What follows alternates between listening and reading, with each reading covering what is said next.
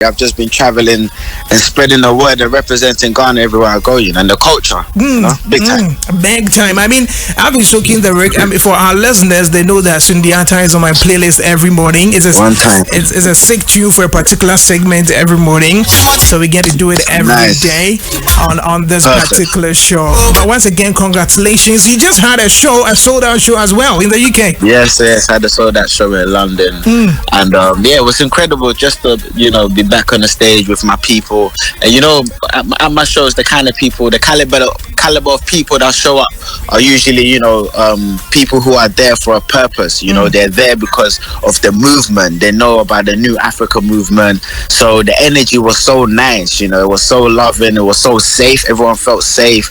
It wasn't people standing around. It's people moving at all times.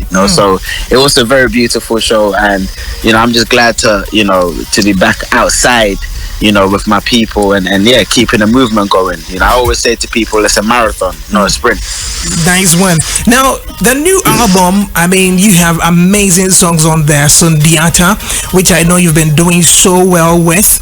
You get to tell us, that was more like the soundtrack or the first single of the project that you've been pushing so hard.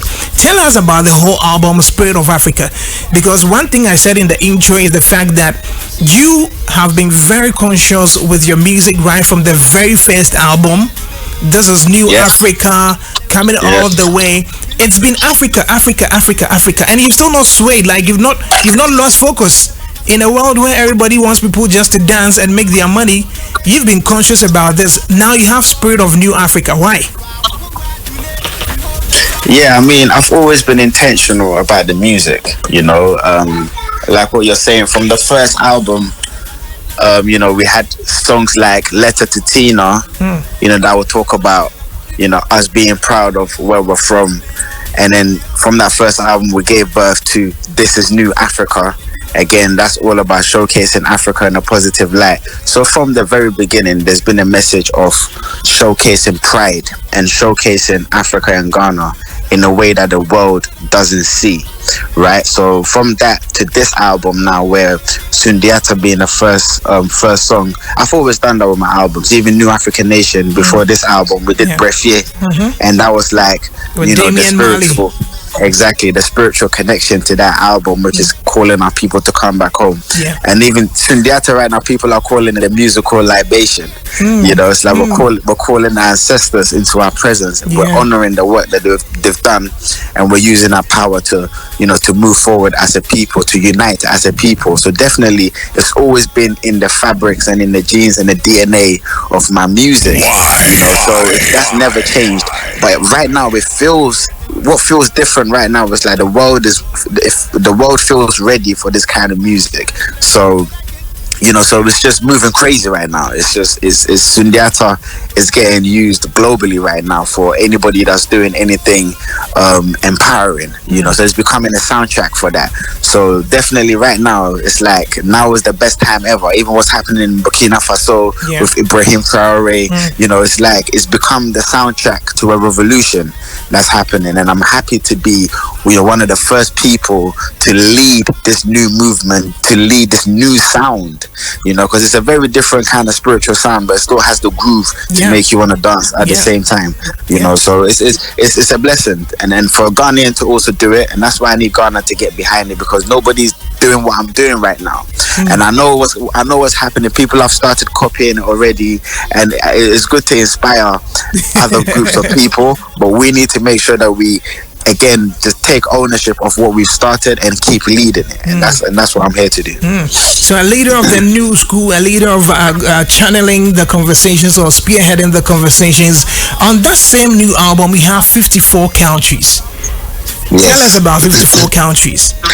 So 54 countries, it talks about every single country in Africa. So if when you come outside of Africa, you realize that the world sees Africa as one place. They see Africa as one country. Because when you meet someone in America, they'll be like, "Oh, where you from? You from Africa?" And it's like, no, like, yes, I am from Africa, but Africa's not one place. I'm from Ghana. So they get confused that there's 54 countries. There's so many other countries and so many different cultures and so many different languages, so many different foods, so many different styles, in the continent. So this song is supposed to serve as an education to anybody who believes that Africa is one place, right? Because for so many years, people believe that Africa is one place, and this song is to help educate people that we are 54 nations with thousands of different languages and cultures, and that's what the song is about. And again, it has that good vibe, it has the good energy, it has the message in there, and it's educational as well. And for me, it's so fulfilling to be able to make a song like this, to teach people about where we're from and celebrate at the same time.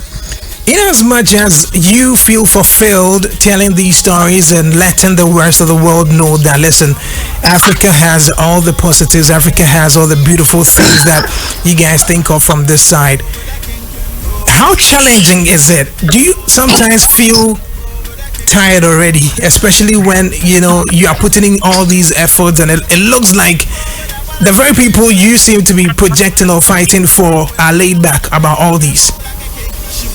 Yes, it can get frustrating, but my frustration is I have to also give grace, because the reason why our people are laid back in Ghana and across other countries in Africa is because there's a different type of struggle that we're also dealing with locally, right? So the problems that we're experiencing locally is different from problems that are being experienced internationally. So whereas someone in America is experiencing somebody stereotyping him as, because a Nigerian person, committed a crime here, it's now affected him because the person believes that an African is an African. Do you get it? That's the problem of seeing Africa as one place, that when something bad happens in one place, it affects every single country because they believe it's one thing, right? So that person's problem, you can only experience that outside of Africa, right? And someone local, someone in Ghana would experience a different problem, which is it could be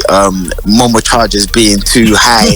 The government, you understand? It could be like, what's going on? Like fuel increases and all. Fuel prices just going crazy. Do you get it? So there's different issues that are, that different people go through in different areas. So I do understand local issues and I do understand international issues, but that's why I spend time in both Ghana and I spend time also outside of Ghana, so I can have a good balance, right? So when I'm, making my music, I'm making sure that there's a good balance between what's happening locally and what's happening internationally. So just so I can also understand, okay, the reason why our people are not understanding how big racism is because they're dealing with local tribal issues. That's not on the international scale. Yeah. Exactly, and that's okay too. Do you get me? But it's one step at a time. It's eventually, and that's why education is key, and that's why we've even launched our educational app, School of New Africa, to help bridge that gap. So both can learn about each other. So people internationally who are going through their problems can also understand the problems that's happening locally. Because right now the problem is we're so separated in our issues. We're so separated as a people that we both don't know. The diaspora and Ghanaians, they don't know each other's problems unless a diaspora comes to Ghana or Ghanaian goes to America or US. You wouldn't understand. My brother came to London, right? Dan came to London. Dan came to London and he couldn't believe that people are judging him because of how he looks. Like because he's black. Yeah, he can't. It's his first time experiencing racism. Yeah, you get it? Like he just can't believe that he's being treated in certain places because of how the color of his skin, and he's never experienced that in Ghana. So again, he had to come over and experience that to understand when I'm trying to educate people that this is new Africa, educate people that you can't treat us this way because we are powerful, we're even more powerful than you, so how dare you treat us this way. So he's also had to learn the hard way. So again, you have to kind of travel and you have to educate yourself in order to understand the different issues. So I definitely can't blame my Ghanaians when they, they're going through, we're going through stuff locally as well that needs to be dealt with. Do you know what I mean? But again, I feel like there's enough of local voices, that are representing that, in our music. Local voice as well. Yes, there are local voices as well. But there isn't any voice for the diaspora, and that's why I try to, represent that as well. you know. Amazing. I mean, that gives a deeper insight as to why you channel your energies into that. Now, Yeah. more grease to dance elbow. I only got to know when I tried reaching out the other times, like, oh, minigun now. I'm like, oh, okay. But, I mean, Yeah. let's look at the impact you've made across Africa with music. The new album is here, the Spirit of New Africa. What do you want to achieve with this particular album?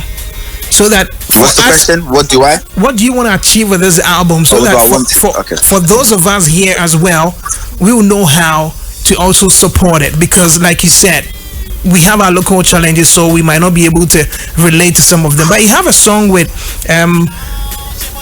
Kofi, what's his name? You have a song on Kofi Kinata on there as well, and all that. But what is the main purpose for this album? The main purpose of this album is for us to reclaim who we are. When I say reclaim who we are, is, you know, through the music, I want to remind our people how powerful we are. I want to remind us. So even the song Sundiata is the founder of the Mali Empire. Yeah. But the Mali Empire is not so far from Ghana, because before it was the Mali Empire, it was the Ghana Empire. And that name, Ghana Empire, is what inspired Kwame Nkrumah to rename Gold Coast Ghana, right? And even Sundiata, his name Sunjata, you know, he's the son of a king. So Jata is our language. So the story is not so far from us. I just want us as a people to understand how, growing up, our parents would say, oh, Bruni, the near bio, like, you know, and you know, I say, like, our parents used to say things like that, but it's actually a lie. Growing up, I've realized that it was a lie. It wasn't a white man who opened our eyes. It was the rivers. It was the other way. It was us who opened the white man's eye. They came, they saw everything that we built. We were the first people to build universities. We were the first people to invent mathematics. We were the first people to invent science. We were the first people to invent street lights. We were the first people to invent toilets and bathrooms. We were the first people to invent so many different things that our parents didn't know because they were not educated about their history. And as a result, we started looking at the white man as superior, as they're the ones who open our eyes. This album is supposed to show our people that is not the truth. You created everything that the world is enjoying right now.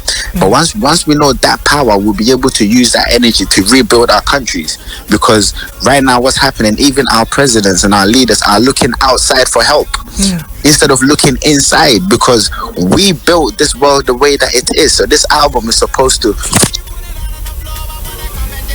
Oh my, I think I lost my brother on that. I'll try reach out to him again, and then we can have that conversation here on the show. This is Y102.